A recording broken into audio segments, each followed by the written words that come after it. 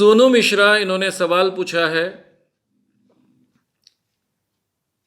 राजयोग, अष्टांग योग, क्रिया योग, इनमें से कौन सा मेडिटेशन अच्छा होता है?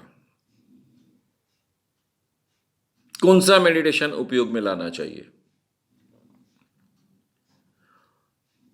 देखिए, ये जो अलग अलग नाम हैं मेडिटेशंस के, ये कोई डेफिनेट नाम नहीं होते। हर बाबा, हर कल्ट अपने अनुसार उस मेडिटेशन का नाम देता है, उसके अनुसार अपने मेडिटेशन को इवॉल्व करता है, लोगों के सामने रखता है। अब कुंडलिनी जागृति ले लीजिए।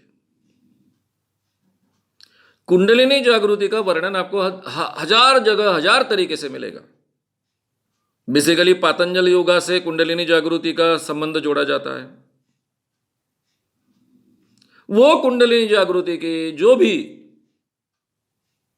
थियरी है, उससे भिन्न थियरी निर्मला माता लोगों के सामने रखती है। वो बंगलोर का जो स्वामी है नित्यानंद, उसकी कुंडलिनी जागृति एकदम से अलग ही है, सेक्स से समाधि वाली कुंडलिनी जागृति है। राजयोग, ये राजयोग नाम के इतने प्रकार है। प्रजापिता ब्रह्म कुमारी का राजयोग अलग है, दूसरों का अलग है। महेश योगी थे, वो ट्रांसेंडेंटल मेडिटेशन कहते थे। दूसरे एक बाबा है, वो सुदर्शन क्रिया कहते हैं। तो हर व्यक्ति अपने अनुसार, अपने कल्ट के अनुसार उसको अलग अलग नाम देता है। ये कोई साइंटिफिकली स्टडी किया जाने वाला एक आधा विषय नहीं है कि जिसको डेफिनेट नाम दिए जाएंगे। इसलिए नाम पर से कुछ समझ में नहीं आता है। प्रक्रिया किस ढंग की है, उसके साथ में मान्यताएं क्या है, ये अगर आप पूछोगे तो डेफिनेट उत्तर उसका दिया जा सकता है। अब कोई भी किसी भी ढंग की प्रक्रिया आप मेडिटेशन में उपयोग में लाइए, उसमें एक ही बात कॉमन होती है, कंसंट्रेशन। अलग अलग तरीके हो सकते हैं। कई मेडिटेशन में रिलैक्सेशन टेक्निक्स होते हैं, कई मेडिटेशन में निगेटिव ट्रांस क्रिएट हो, इस ढंग के टेक्निक्स का उपयोग किया जाता है, लेकिन कंसंट्रेशन कॉमन होता है। मान्यताएं साइंटिफिक होती है, कई अनसाइंटिफिक मान्यताएं होती है। एनर्जी आती है, बाहर जाती है, क्या क्या क्या क्या प्रकार होते हैं। इसलिए कौन सा मेडिटेशन अच्छा है, कौन सा मेडिटेशन ठीक है, साइंटिफिक है, नहीं है, फायदेमंद है, ये समझने के लिए केवल नाम से नहीं होने वाला, वो प्रक्रिया को समझ लेना पड़ेगा।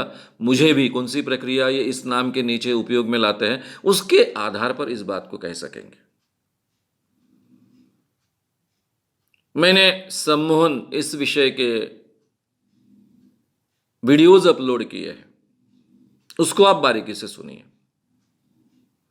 मेडिटेशन प्रक्रिया में और सम्मोहन की प्रक्रिया में एक ही बेसिक फर्क है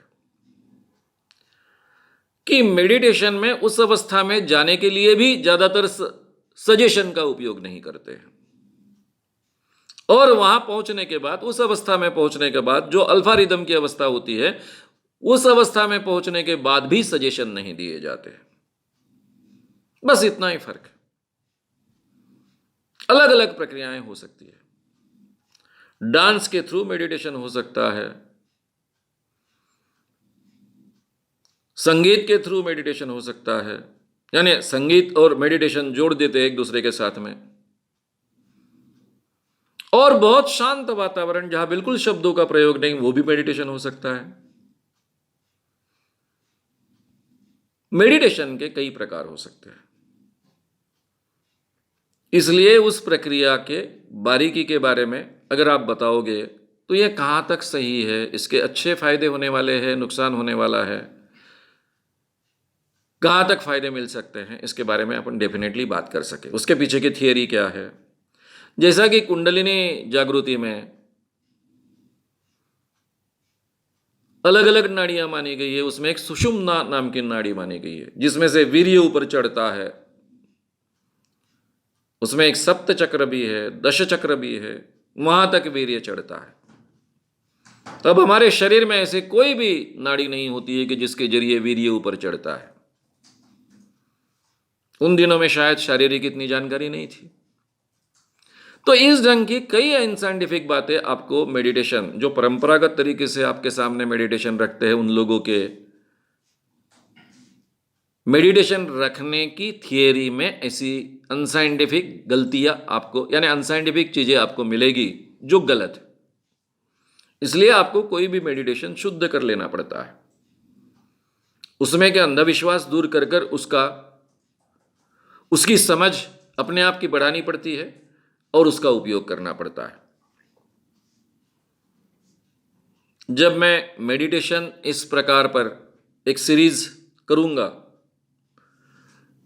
तब ये अलग अलग मान्यताएं, अलग अलग उसके पीछे की थियरीज, उसमें से कौन सी साइंटिफिक है, कौन सी अनसाइंटिफिक है, ये सब बातें आपके सामने रखूंगा। लेकिन अब आपने अभी